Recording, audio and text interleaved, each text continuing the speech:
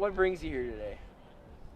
Well, what brings me here is my senior year as well at George Mason University, and this is just a great day, especially too as an African American, and just seeing one of the, how can I put it, one of the heroes paved the way for us in our generation. I mean, many of them did, but it's just like this is celebrating one of them, and it's just saying thank you. Just thank you for opening the door for us so we can go to school, so we can be in an integrated classroom, so we can meet a lot of people and be diverse and hear different cultural ideas. Because at George Mason, that's one thing we have the honor of having, like hearing people from India, people from Germany, people from China, Japan. I mean, it's just amazing just to see all of us come together and just expand our ideas and culture.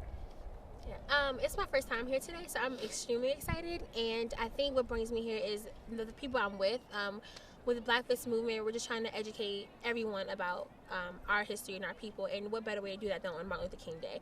I think that, like she said, there's so many cultures out here today, especially celebrating him and his legacy, and it's a beautiful thing to witness. And I'm very fortunate, very blessed to have the opportunity, so that's why I'm here. What strikes you specifically about this memorial and just the emotions that it brings? You said thankfulness. Is It brings a thankfulness, and one thing I recognize just by sitting back and just watching everyone interact, it's amazing to see just different cultures asking those questions that you are hesitant to ask to another culture and race. Like, for example, you're seeing, I mean, you always see a Caucasian and African American interact, but you see them interacting on a whole nother level. Asking those questions like, does this bother you when we say this, or does this bother you if I come off in this way or that, or microaggression or any type of way? So it's just amazing to see they're stepping out of the box to ask those questions that you have in the back of your mind, but you're really trying to express them now and on this day.